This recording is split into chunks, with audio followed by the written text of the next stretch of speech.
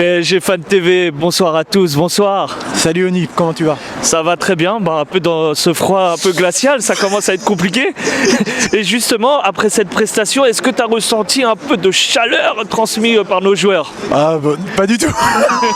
Pas du tout, non, c'était un match très poussif. Le jeu, franchement, il n'y a quasiment pas eu de jeu ce soir, Onip. Il n'y a pas eu beaucoup de jeu. Hein. Pas de lien entre le milieu et l'attaque. C'était quasiment pour moi un no man's land. Il y avait un no man's land parce que entre le milieu, entre Marquinhos, Draxler et Gay et nos attaquants, on n'était pas en bloc. Il y avait au moins trop d'espace entre les deux et donc on voyait que les attaquants, ils étaient qu'à 2 ou 3 et le milieu, ils étaient même pas à 20 mètres et tout, ils étaient trop loin.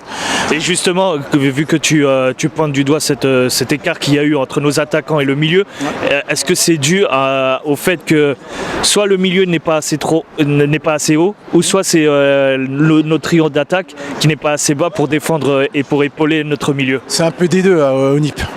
Le milieu, comme tu as vu, et tu as remarqué, on sent que quand Marco n'est pas là au milieu de terrain, c'est souvent lui qui fait le lien entre nos milieux et nos attaquants.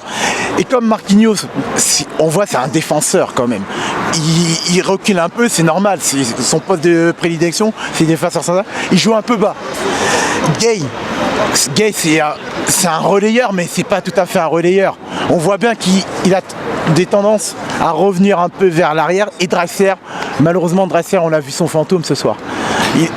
À force Draxler, justement, sur ses performances, est-ce que tu sens que la roue est en train de tourner peu à peu pour lui et qu'il va se retrouver finalement en troisième couteau?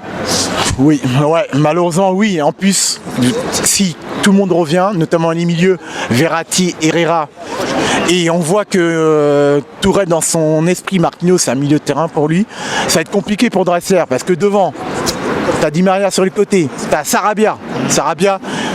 Tourelle préfère que Sarabia joue sur les côtés que milieu relayeur. T'as Mbappé qui peut jouer soit en pointe ou sur les côtés. T'as Neymar qui peut jouer sur les côtés ou dans l'axe. Donc il y a beaucoup de monde. Et je compte même pas Edison et Mauro.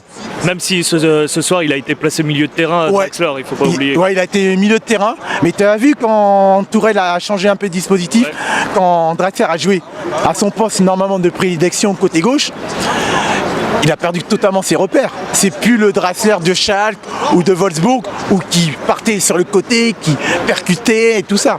On voit qu'il est un peu perdu aussi malheureusement.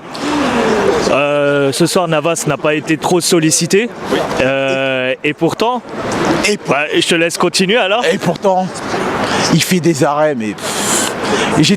comme j'ai dit sur la précédente vidéo il y a une semaine à Madrid, j'étais gardien de but. Peu sollicité, mais il fait 4 arrêts de très haut niveau. Surtout le dernier sur la tête de Palois. Franchement, moi je suis tribune Auteuil. J'ai vu la tête de Palois, il a décroisé, je croyais que c'était but. Il te fait un arrêt exceptionnel. Et ce qui est fort chez Navas, c'est que même s'il n'est pas souvent sollicité, il est toujours focus, toujours bien concentré. Même sur la frappe qui rebondit juste avant le corner, il est toujours concentré et ça nous manquait dans les buts. Super, merci à toi et à très vite alors. Et juste une dernière chose, la dernière fois, mes cousins ils m'ont dit t'as oublié de faire une dédicace. Je l'ai dédicace à mes cousins, Laurent, René, ma famille, mes amis et ma petite copine que j'embrasse. Ça marche, le message est passé. Merci à toi. Merci à toi, bonne soirée.